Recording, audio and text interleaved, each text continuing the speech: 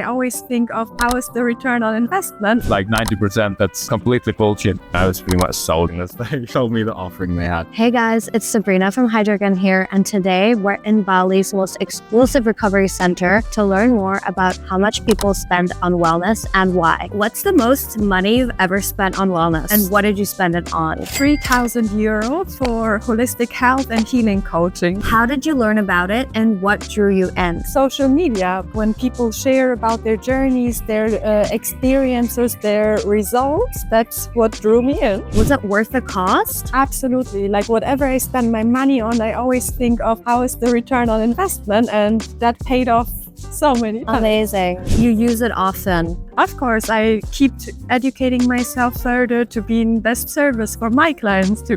Were the health benefits long-lasting or long-term? I think that's the knowledge I gained like forever, and I can keep passing it on. Do you think wellness is a luxury or a necessity? Absolutely necessity. I used to be very sick, so I learned it the hard way that we have to make time for self-care, otherwise we will end up being sick. And would you recommend this to others? Absolutely.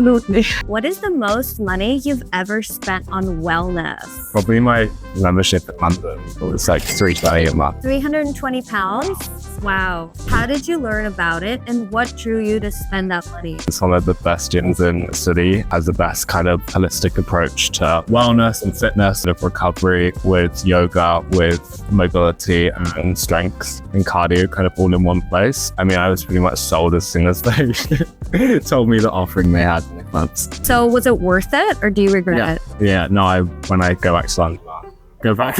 Amazing. How often do you use it? Probably 4 times a week if you averaged it out. Are the health benefits long-lasting or short-term? They're long-lasting because they kind of shift your mindset around movement and definitely help you explore different movement types. And I mean, even coming here, I probably wouldn't have been so open-minded to try new things and get into different modalities of training, whether that's like breath work, great way to more kind of strength and endurance work. It's been great in expanding my mind when it comes to movement as a whole, and wellness within that as well. Do you think wellness is a luxury or a necessity? I think it depends where you're based, but I think if you're smart about wellness, I think you can find it everywhere. But the initial barrier or like exploring wellness can seem sometimes like a luxury. I think once you start exploring it and you kind of find it throughout different areas, but the initial education around wellness, I think, can seem like a luxury, but I don't think it is. Would you recommend this to others?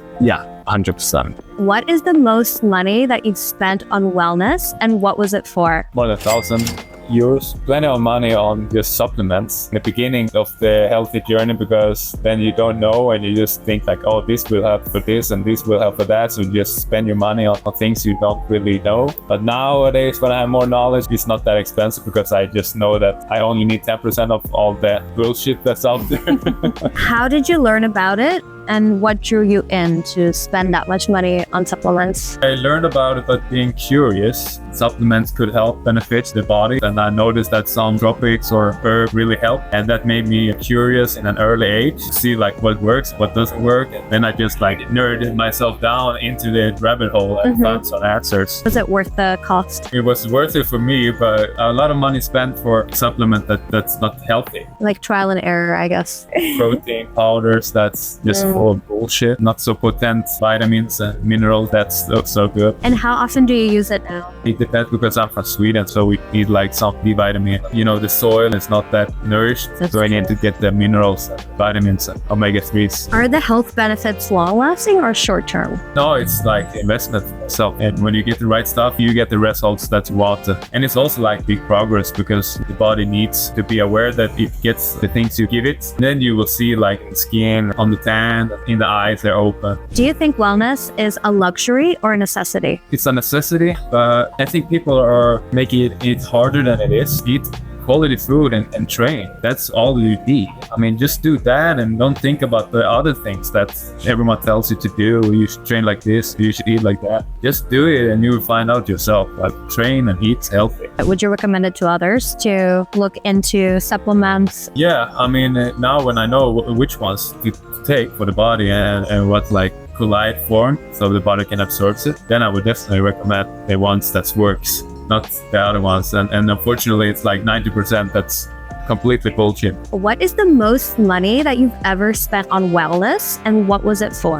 About £1,000 just for a Pilates retreat a week long. I learned so much about myself during that time, but also took a lot away from it as well. So yeah, definitely, that's probably the most I've spent so far. How did you learn about the Pilates retreat, and what drew you in? So I had an interest in Pilates anyway, and I started going to some classes back home in the UK, and I started researching different options for retreats. So I actually found one over here in Bali with Sunset Pilates. I thoroughly enjoyed it, and actually went on to do an instructor course in Pilates. So was it worth the cost, or do you regret it? I feel a huge amount of value out of spending money on yourself, and if it makes you feel good, then I'm all down for that. Now that you've done this retreat and this course, how often do you use it? So I train Pilates about 4 times a week.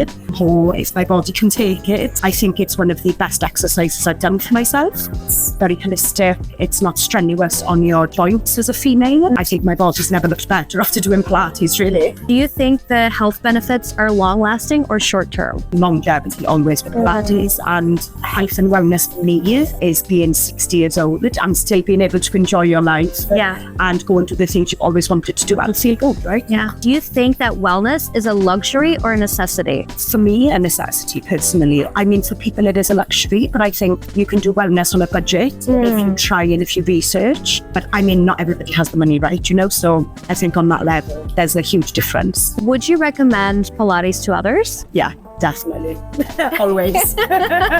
What is the most money you've ever spent on wellness, and what was it for? 19,000. I did a yoga teacher training here in Bali 5 years ago for a month. I was a personal trainer back in Sydney, helping other people, and I just felt like I just hit a wall. I wasn't really feeling that healthy myself. I dated a girl a while back who told me to do yoga, and I was like, nah, that's for girls. I want to do yoga. But then when I hit that wall, I was like, I need something. And then I just started Googling yoga courses or something, and I'd never done yoga in my life. And I was just like, I didn't want to do a retreat that sounded like for old people. So I was like, I'll do a course. So I literally Googled it, booked it, did a month in 𝗕𝗏𝗗𝗿𝗏. Obviously, like the whole month, just detox, didn't drink, didn't do anything, like go out, just yoga every day. Yeah, it was like accommodation and everything and flights and all that. Ended up being close to $10,000 or something like that. Amazing. Was it worth the cost, or do you regret it? Of course, worth it. I changed my life after that. Even though I was already like on the health path, it just took it to another level. It made me realize that I want to live my life really different. How often do you still use it? Yoga? Yeah. I don't teach. I realized I didn't want to teach, but it's just good for my knowledge. It expanded my training and added flexibility and mobility and stuff into my